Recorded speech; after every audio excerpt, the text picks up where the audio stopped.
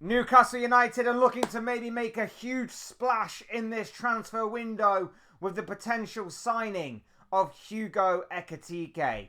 Hey guys, welcome back to the channel, welcome to another video. Today's video is going to center on the big breaking news that was buzzing around the world of football late last night, that Newcastle United are said to be stepping up their interest in Hugo Ekitike, the Frankfurt striker that we spoke a fairly bit about in this transfer window already. There seems to be a lot of speculation surrounding the 23-year-old, a lot of interest from various clubs right the way across Europe, but it seems that Newcastle United are stepping up their interest quite heavily in the striker, and it's left a lot of questions about, is this just a huge move that Newcastle are about to potentially pull off here, or is this a contingency plan for the potential exit of a certain Alexander Isak?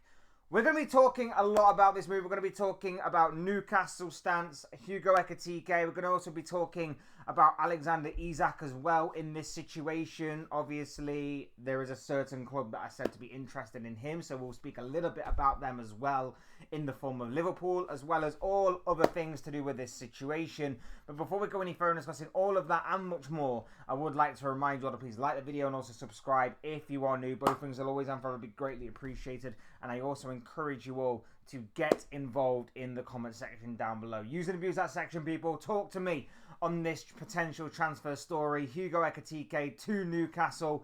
Talk to me. I'd love to know what you guys are thinking and feeling down below in that comment section. And without further ado, we're going to get on with the conversation ourselves. We're talking Hugo Ekitike, we're talking Newcastle, and much more. So, we obviously know about the situation with Hugo Ekitike. He's looking like he wants to leave Frankfurt. Frankfurt have set an asking price. They're open to him leaving. There's been a lot of interest surrounding where his footballing future is going to lie. A lot of clubs seemingly interested in maybe taking him, but maybe a little bit put off by Frankfurt's asking price. Well, it seems that Newcastle, one of the many teams that were said to be interested, are stepping up their interest. What amuses me about Ekitike, just on a side note, his name is the same forwards as it is backwards. Anyway, I digress. I'm going a bit crazy there. So the news that was buzzing around last night came from a certain David Ornstein. Well, it didn't exactly come from David Ornstein, but Ornstein basically confirmed this news. He said on social media, Newcastle United are working on a deal to sign Hugo Ekitike from Eintracht Frankfurt. Not yet agreed or close to being done, but talks continue over potential deal, 75 million euros. Newcastle want 23-year-old forward to play alongside Alexander Isak, and then goes on to credit The Athletic and the reporter who broke this story. So it's very intriguing there. A couple of different factors to consider. 75 million euros is seemingly the asking price, roughly, of Eintracht Frankfurt. There's been a lot of different prices that have been ranged, but yes, it does seem to be the case that it is somewhere in that region. Newcastle obviously seemingly negotiating, but I'm sorry. I just had to throw this out there straight away. You don't spend that kind of money on a striker to be second fiddle. Now, a lot of people are saying that maybe Newcastle will change their formation. Maybe Newcastle will go with two up top. Maybe Ekitike will change his position and go to being a winger. I highly doubt any of those. Whilst a change in formation could potentially be possible to accommodate, who exactly misses out? Ekitike being a winger just doesn't sit right with me either. Especially when you consider Newcastle already have a couple of good left wingers in the forms of Anthony Gordon and Harvey Barnes. And of course, they've just brought in Anthony Elanga as well. So it doesn't exactly seem likely that Ekitike is going to be a part of a positional change or a part of a formation change that is going to see Isak and Ekitike line up alongside each other next season. That and the fact that as well, Ekitike's game and Isak's game are somewhat similar. Obviously, Isak's more polished. He's more well-rounded. But there are certain traits, attributes, and elements of Ekitike's game that resemble Alexander Isak in a fair few ways. And I know Newcastle fans won't like me saying this, but it's true. Everything that I've just said is true. And everything does seem likely that it is pointing towards a potential exit for Alexander Isak. Now, before we get more into that, let's just talk about Ekitike. Spoke a fair bit about him in previous live streams and videos and things. He's a very good player. A very good player for a 23-year-old in that's currently playing his trade in the Bundesliga with Frankfurt. Very, very good player. A lot of raw potential. Still a little rough around the edges, but someone that can obviously grow, evolve, gain experience, and therefore become a much more well-rounded and, like I said with Isak earlier, a much more well-polished version of what he currently is at. Like I say, he's quick. He's got great technical ability. He loves to run at defenders. He shows no fear. He's, like I say, he's had a very good goal-scoring season with Frankfurt this year.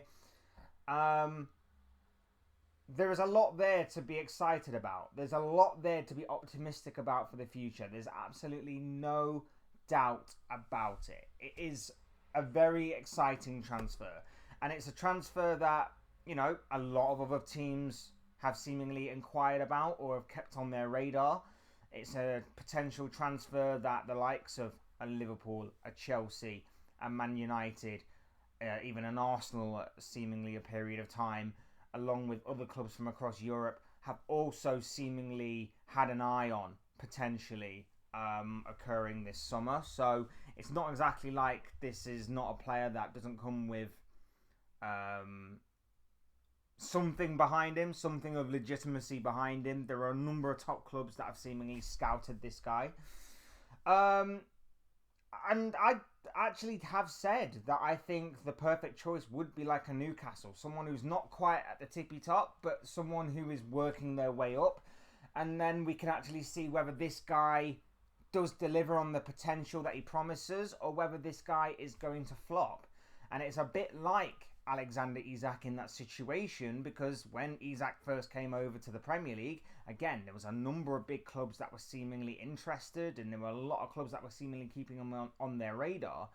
But I don't think anybody was really prepared to maybe pull the trigger on signing him, just in case maybe it wasn't exactly going to go according to plan. And Newcastle, on the way up, allowed him the platform to grow and evolve, and that's why we have the player that we see before us in the Swedish striker known as Alexander Isak. I was going to say Hugo Ekitike, but it's Alexander Isak.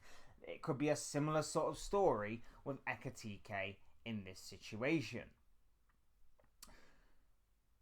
Now, like I said, I like Ekitike.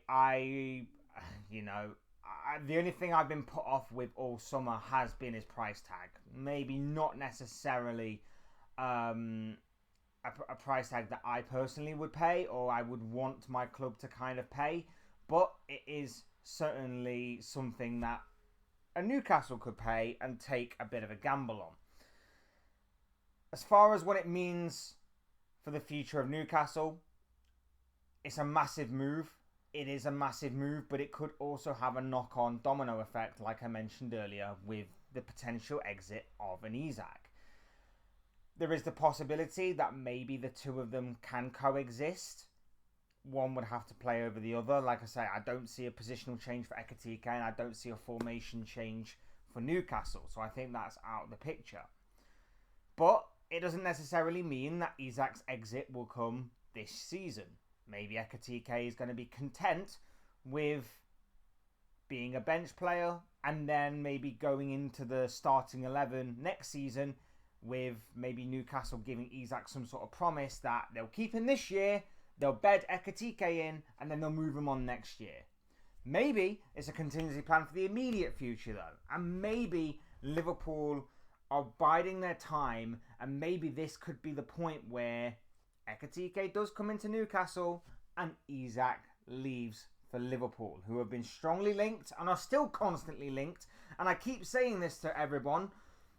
the fact that these links are still out there, the fact that these links are still floating around and have not been shut down in any way, shape or form by any top tier journalist or any journalist surrounding Liverpool, says to me that there is some legitimacy. There is some weight behind them. I'm sorry to say, but there is. And like I say, I personally think it would be an amazing move for Isak, obviously. I think the money that Newcastle would get would be outstanding, and they could reinvest that money in strengthening the squad. And then I think for Newcastle, it's a massive sacrifice if that was to be the case. But it is certainly a move that may hurt in the short term, but could be very beneficial to them financially at the very least in the long term. And then, of course, you take a gamble on a player like him, and if he reaches the potential that he's showing right now, you've got another hell of a player on your hands. You've got one hell of a player on your hands. And let's face it, with Liverpool, they are certainly looking for a striker. Isak fits the bill. There have also been links with Crystal Palace's Jean-Philippe Mateta. What I will say on that is that I like the signing if it's a backup signing. I wouldn't want Mateta as my starting striker. I wouldn't want to be going into this season with just Mateta. That's my only problem with that. Like, as a backup that is there for a year or two, it could be a very good stopgap signing. But for a player that is going to be there for the long term, I'm not buying it. I'm not for that. And if he's going to be the starting striker as well, like I'm not for that. A long-term starting striker in the form of Jean-Philippe Mateta is just something that I'm not going with. But according to David Ornstein, obviously Liverpool's focus in the market after early additions to other positions is a top striker. Wide roles filled and Darwin Núñez move expected, progress again soon. So Liverpool priority now number 9. Hugo Ekitike interest well documented, and will be more options like a Mateta, for example.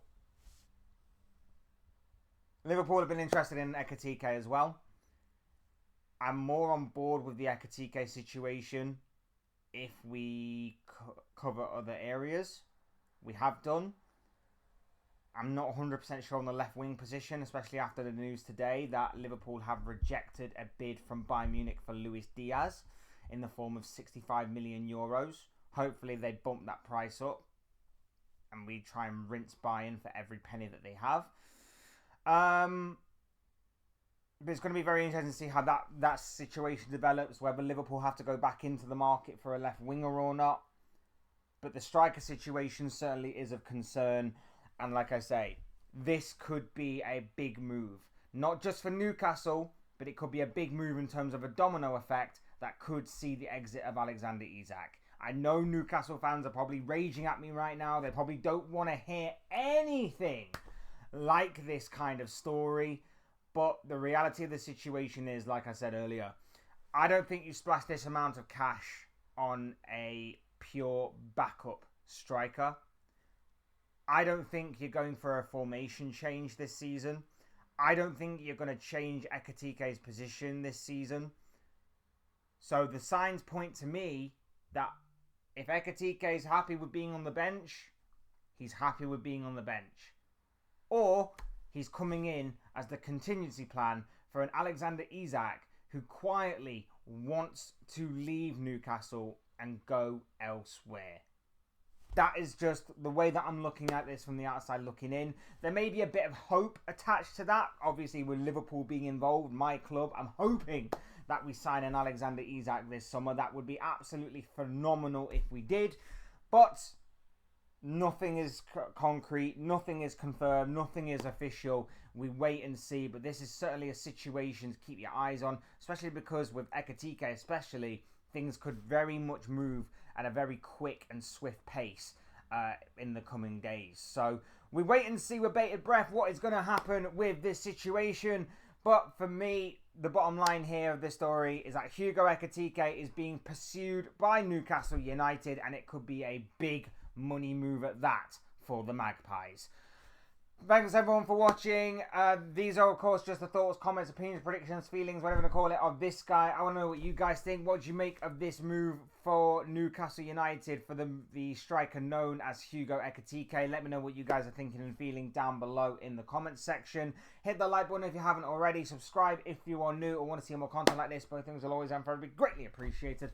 And as always, thank you all so much for watching and listening. Thank you all again for your continued or brand new support to the channel, whichever one it is. It really does mean the world to me, guys. I cannot thank you enough. It will always be appreciated, never taken for granted. You guys are absolutely awesome, and I cannot thank you enough. I've been Fletch. This has been another Fletch Talks video, and I'll see you speak to you all again soon in another video or live stream or whatever it may be. Cheers, guys. Thanks everyone for watching. Take care. Enjoy the rest of your day. Speak to you all again very, very soon.